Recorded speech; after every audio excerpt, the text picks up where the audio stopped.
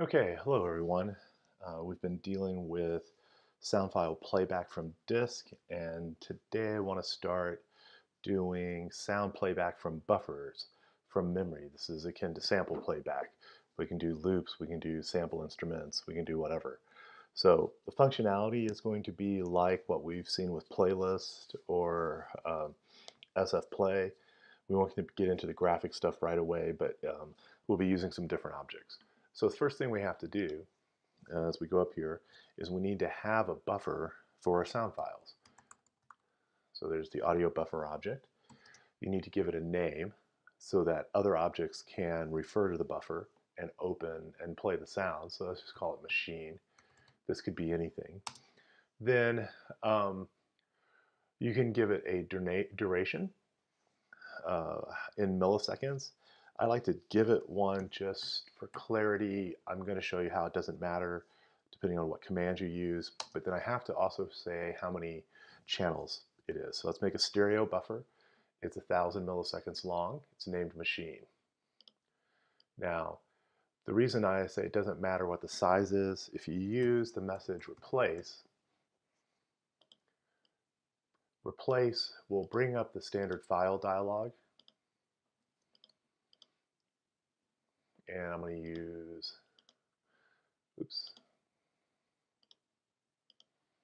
the audio I've used before.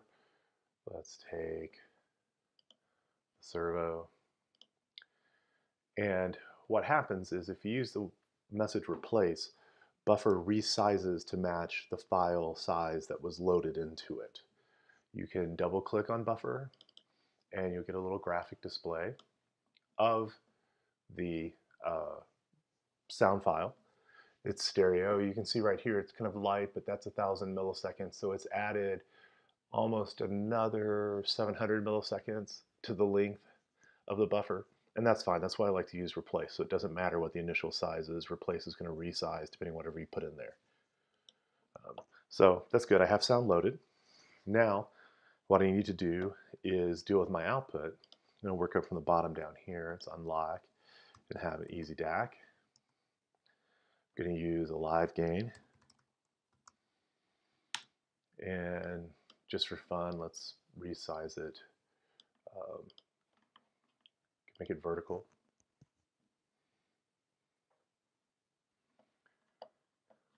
So over here in the orientation, we can make it horizontal from the vertical. Same functionality.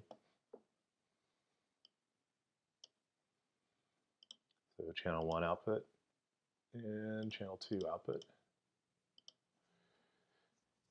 And above this, I'm going to place a groove object. Groove is a variable rate looping sample playback. I need to tell it the buffer name it's going to reference. Watch out for typos. And how many channels it has. So in this case now, it's 2 channels out.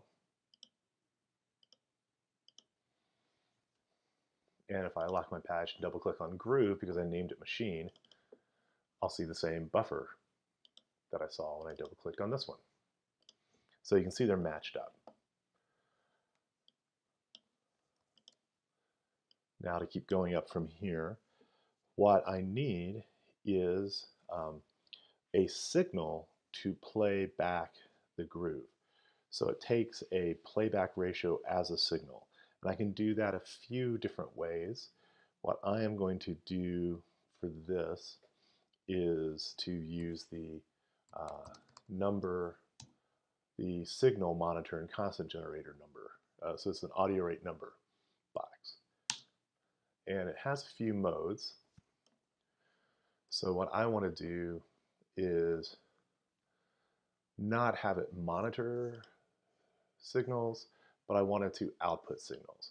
So it could be used to tell you the value of a signal coming in. It can also be used to type in a value and output that number as a signal.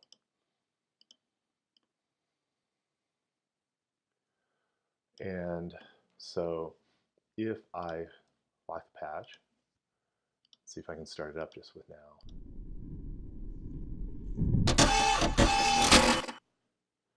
So you can see it goes through one time. Now it's not going to play again. It stopped playing. It's not going to play again because it's just like a tape deck. It's at the end of the tape. So I need to tell it to loop, or I could give it a number. I'll have a message of 0. And that can essentially, that tells it to go to that millisecond. And this, as a 0, that's rewinding. And if I tell it 1 again,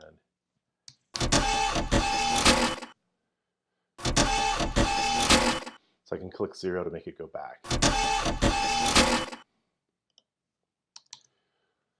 So I can do things, I can manipulate it with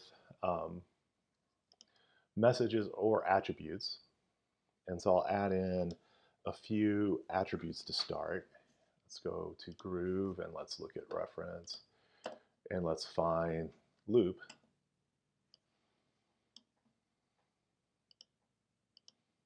So we can turn on looping.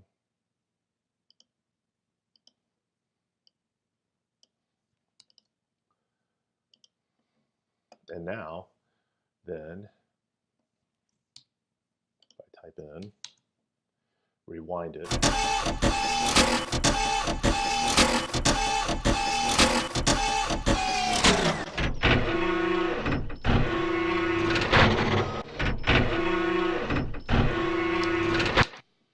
And I'm going to turn this down just a little bit.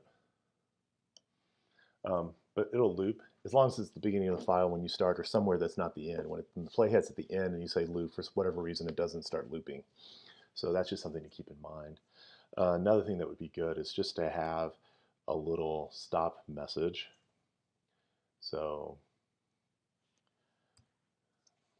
unlock it.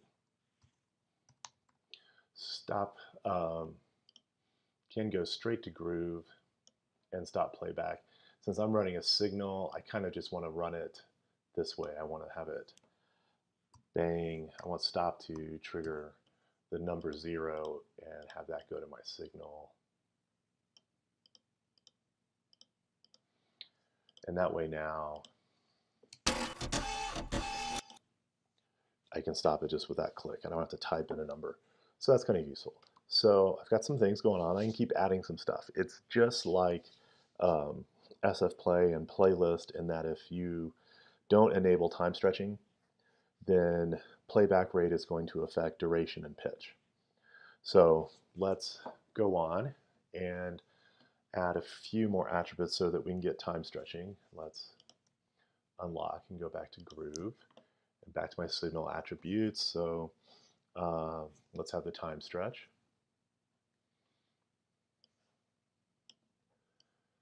Out here.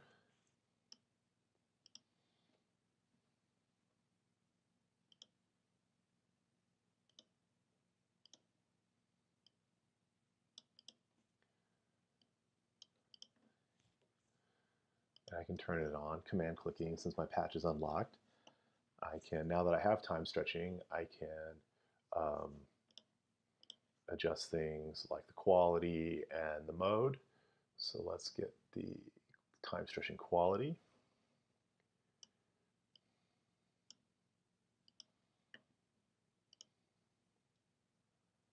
And add it in here. And I'm going to go with better. In previous versions, I haven't checked to make sure if this has changed or not. You can't use best for time stretching unless you're doing non-real-time playback, meaning it's just computing and you won't be able to hear it as it plays. That would be for file processing rather than live performance. Then let's go back, select groove again. I want to get the time stretching mode and hook that in. And so it's got the defaults. Let's go with extreme stretch. And I can pull this out so we can see it better. Now, changing playback ratio is just going to adjust time.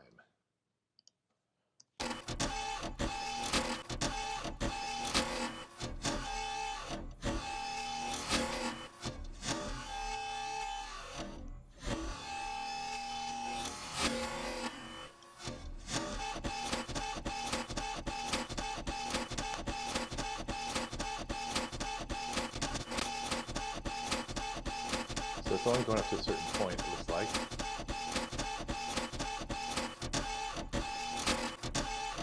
Maybe that's because of the mode.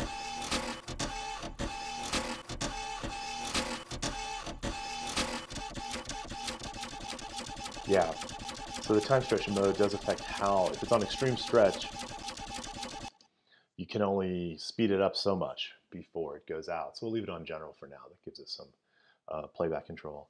Now I do have a couple other things I can do and make this work out.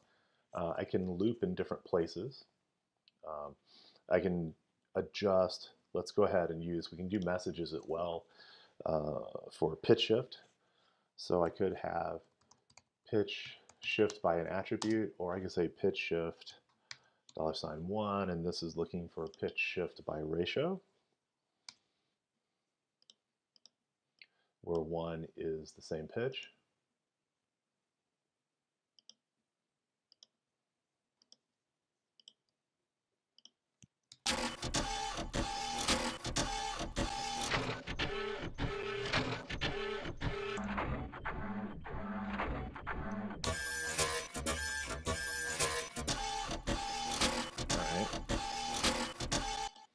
And I could also do, just like I did in SF Play, instead of doing it by ratio, I can do it by sense. So I can change pitch shift to pitch shift cent. And now it's looking for pitch shifts in 100 cents equals a half step.